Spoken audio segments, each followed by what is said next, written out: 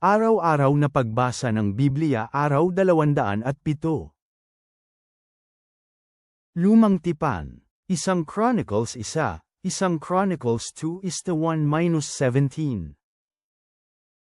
Si Adan, Set, Enos, Kenan, Mahalalel, Jared, Enoch, Matusalem, Lamech, Noe, Shem, Ham, at Japhet. Ang mga anak na lalaki ni Japhet ay sina Gomer, Magog, Madai, Javan, Tubal, Meshech, at Tires. Ang mga anak na lalaki ni Gomer ay sina Askenaz, Daphat at Tag-arma. Ang mga anak na lalaki ni Javan ay sina Elisha, Tarsis, Kitem, at Dodanim. Ang mga anak na lalaki ni Ham ay sina Cus, Misraim, Photh at Canaan. Ang mga anak na lalaki ni Cus ay sina Siba, Habaila, Sabta, Rama, at Sabteka. Ang mga anak na lalaki ni Rama ay sina Sheba at Deden. Si Cus ay naging ama ni Nimrod, na unang mananakop sa lupa. Si Misraim ay ninuno ni Ludem, Ananim, Lahobim at Naphtuhim, Petrusem, Kaslahim, kung saan nagmula ang mga taga-Filisteo, at ang Caphtorim. Si Canaan ay ama ni Sidon, ang kanyang panganay na anak, at ni Het.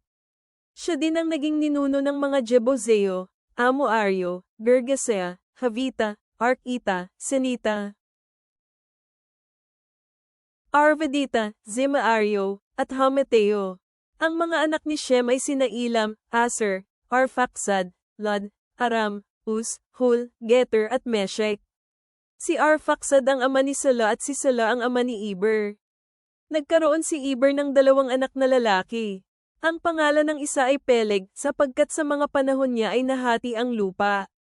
Joktan ang pangalan ng kanyang kapatid. Si Joktan ang ama ni Almodad, Selef, Hazarmavet, Jera, Hadoram, Uzal, Daikla, Ebal, Abimael, Sheba, Ophir, Havilah, at Jobab. Ito ang lahat ng mga anak na lalaki ni Joktan. Sina Shem, Arphaxad, Sela, Eber, Peleg, Ru, Serag, Nahor, Tera, at Abram, na si Abraham. Ang mga anak ni Abraham ay sina Isaac at Ismael. Ito ang kanilang mga anak na lalaki. Ang panganay na anak ni Ismael ay sina Nebayot, Kedar, Adbil, at Mibsam, Misma, Duma, Masa, Hadad, Tema, Jeter, Naphas at Kedema. Ito ang mga anak na lalaki ni Ismael. Ang mga anak na lalaki ni Keturah, ang babae ni Abraham, ay sina Zimran, Joksan, Medan, Midian, Isbak at Sua. Ang mga anak na lalaki ni Joksan ay sina Sheba at Deden. Mga anak na lalaki ni Midian ay sina Epha, Epher, Hanek, Abida, at Eldaa. Ang lahat ng mga ito ay kaapo-apuhan ni Keturah. Si Abraham ang ama ni Isaac. Ang mga anak na lalaki ni Isaac ay sina Esau at Israel. Ang mga anak na lalaki ni Esau ay sina Eliphaz, Reuel, Jeus, Jalam, at Korah. Ang mga anak na lalaki ni Eliphaz ay sina Teman, Omar, Zephi, Gatam, Kenaz, Timna, at Amalek. Ang mga anak na lalaki ni Reuel ay sina Nahat, Zira, Samma, at Miza. Ang mga anak na lalaki ni Sir ay sina Loten, Sobol, Zebian, Ana, Dyson, Eser at Disan. Ang mga anak na lalaki ni Loten ay sina Hori at Homem, at si Timna ay kapatid na babae ni Loten. Ang mga anak na lalaki ni Sobol ay sina Alian, Manahat, Ebal, Sephi, at Onam. Ang mga anak na lalaki ni Zebian ay sina Ees at Ana. Ang anak na lalaki ni Ana ay si Dyson. Ang mga anak na lalaki ni Dyson ay sina Hamram, Esbon, Aitran, at Keren. Ang mga anak na lalaki ni Eser ay sina Bilhan, Zovan, at Jaken. Ang mga anak na lalaki ni Disan ay sina Hus at Aran.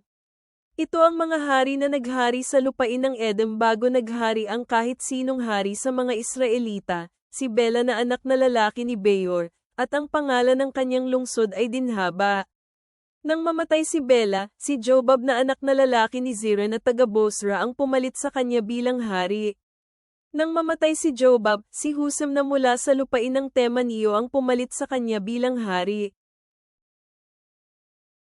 Nang mamatay si Husam, si Hadad na anak na lalaki ni Bedad, na tumalo sa mga Midian sa lupain ng Moab, ang pumalit sa kanya bilang hari. Avat ang pangalan ng kanyang lungsod. Nang mamatay si Hadad, si Samla na taga Masreka ang pumalit sa kanya bilang hari. Nang mamatay si Samla, si Sol na taga Rehoboth na nanirahan sa ilog Euphrates ang pumalit sa kanya bilang hari. Nang mamatay si Sol, si Balhanan na anak na lalaki ni Akbor ang pumalit sa kanya bilang hari. Nang mamatay si Balhanan na anak na lalaki ni Akbor, si Hadad ang pumalit sa kanya bilang hari. Pai ang pangalan ng kanyang lungsod. Mehetabel ang pangalan ng kanyang asawa, na anak ni Matred at babaeng apo ni Mesahab. Ito ang mga anak na lalaki ni Israel, sina Ruben, Simeon, Levi, Judah, Isakar, Zebulun, Dan, Jose, Benjamin, Naphtali, Gad, at Asher. Ang mga lalaking anak ni Judah ay sina Onan, at Sela, na mga anak niya sa babaeng anak ni Batsua, na isang Kanaanita. Si na panganay na anak ni Judah ay masama sa paningin ni Yahweh, at pinatay siya ni Yahweh.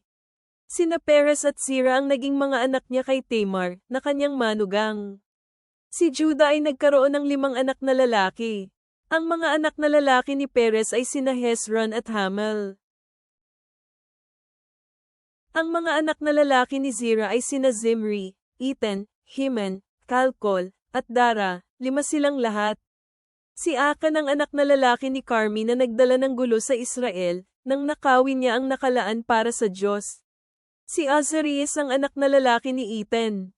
Ang mga anak na lalaki ni Hezron ay sina Jeremil, Ram, at Chelubay. Si Ram ang ama ni Aminadab, at si Aminadab ang ama ni Naason, isang pinuno sa mga kaapo-apuhan ni Judah. Si Naason ang ama ni Salma, at si Salma ang ama ni Boaz. Si Boaz ang ama ni Obed, at si Obed ang ama ni Jesse. Si Jesse ang ama ng panganay niyang anak na si Eliab, si Abinadab ang pangalawa, si Simea ang pangatlo, si Netanel ang pang-4, pang-5 si Reday, pang-6 si Ozem, at pang-7 si David. Sina Zervias at Abigail ang kanilang 2 kapatid na babae. Ang mga anak na lalaki ni Zervias ay sina Abisai, Job, at Osahel, 3 silang lahat. Ipinanganak ni Abigail si Amasa na ang ama ay si Jeter na Izmaelita. Bagong tipan. Romans 22 minuto pasado alas 9:33, Romans 10:1-4. Paano kung ang Diyos, na nagnanais ipakita ang kanyang galit at ipahayag ang kanyang kapangyarihan, ay nagtiyaga ng may labis na pagtitiis sa mga sisidlan ng galit na naihanda para sa pagkawasak? Paano kung ginawa niya ito upang mahayag ang kayamanan ng kanyang kaluwalhatian sa mga sisidlan ng awa, na noon pa ay inihanda na niya para sa kaluwalhatian?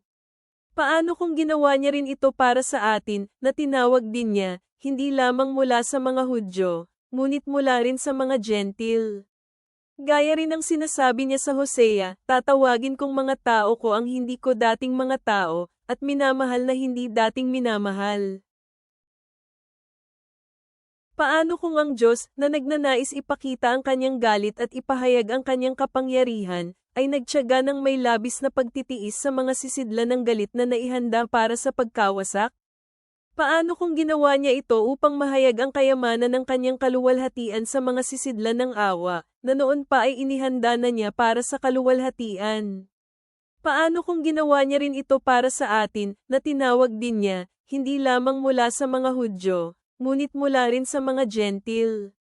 Gaya rin ang sinasabi niya sa Hosea, tatawagin kong mga tao ko ang hindi ko dating mga tao, at minamahal na hindi dating minamahal. At sa lugar na pinagsabihan sa kanila, hindi ko kayo mga tao, doon ay tatawagin silang, mga anak ng Diyos na buhay. Isinisigaw ni Isaias ang tungkol sa Israel, kung ang bilang ng mga anak ng Israel ay sindami ng buhangin sa dagat, mangyayari na ang nalalabi lamang ang maliligtas. Sapagkat hindi magtatagal, Lubusan ng tutuparan ng Panginoon ang kanyang salita sa daigdig. At ito ay gaya ng sinabi ni Isaias noon, kung hindi nagtira ng mga lahi ang Panginoon ng mga hukbo para sa atin, tayo ay naging katulad sana ng Sodoma, at naging katulad ng Gomora. Kung gayon, ano sasabihin natin? Na ang mga Gentile na hindi nagsisikap para sa katwiran, ay nagkamit ng katwiran, ang katwiran sa pamamagitan ng pananampalataya. Ngunit ang Israel, na nagsikap ng katwiran sa kautusan ay hindi nagkamit nito. Bakit hindi? Dahil hindi nila ito sinikap sa pamamagitan ng pananampalataya, kundi sa pamamagitan ng mga gawa. Natisod sila sa batong katitisyaran, gaya ng nasusulat, tingnan ninyo, naglagay ako sa Sion ng batong katitisyaran at malaking batong kadadapaan. Ang sinumang manampalataya rito ay hindi mapapahiya.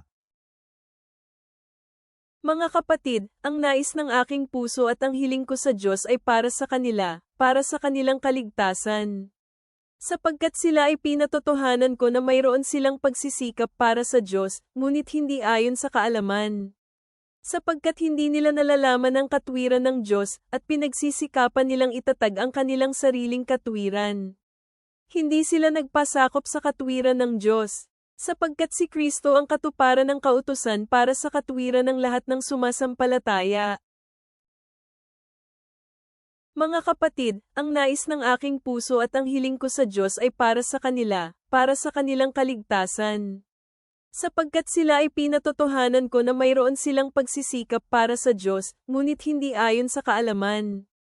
Sapagkat hindi nila nalalaman ang katwiran ng Diyos, at pinagsisikapan nilang itatag ang kanilang sariling katwiran. Hindi sila nagpasakop sa katwiran ng Diyos, sapagkat si Kristo ang katuparan ng kautusan para sa katwiran ng lahat ng sumasampalataya. Mga awit, Psalm 89 is the 14-18. Katwiran at hustisya ang saligan ng iyong trono. Katapatan sa tipan at pagiging mapagkakatiwalaan ang nasa harapan mo. Mapalad ang mga sumasamba sa iyo. Yahweh, lumalakad sila sa liwanag ng iyong mukha. Buong araw silang nagsasaya sa pangalan mo, at itinataas ka nila sa katwiran mo. Ikaw ang kanilang dakilang kalakasan, at sa iyong pabor kami ay nagtatagumpay. Dahil ang kalasag namin ay pagmamay-ari ni Yahweh, ang hari namin ay ang banal ng Israel. Ama sa langit, kami ay lumalapit sa iyo na puno ng pasasalamat sa mayamang kasaysayan at lahi na ipinahayag sa unang kronika, na nagpapaalala sa amin ng iyong katapatan sa bawat henerasyon. Habang kami ay nagmumuni-muni sa Roma, tulungan mo kaming maunawaan na ang katwiran ay nagmumula lamang sa pananampalataya kay Kristo, at naway hangarin naming ibahagi ang katotohanan ito sa mga nasa paligid namin. Sa liwanag ng awit Kapitulo 89, kinikilala namin ang iyong hindi nagbabagong pag-ibig at katarungan bilang aming pundasyon. Bigyan mo kami ng lakas upang mamuhay bilang mga saksi ng iyong biyaya, na tinatanggap ang aming tawag na maging ilaw sa mundo. Panatilihin mong matatag ang aming mga puso sa iyong katotohanan, Panginoon. Amen.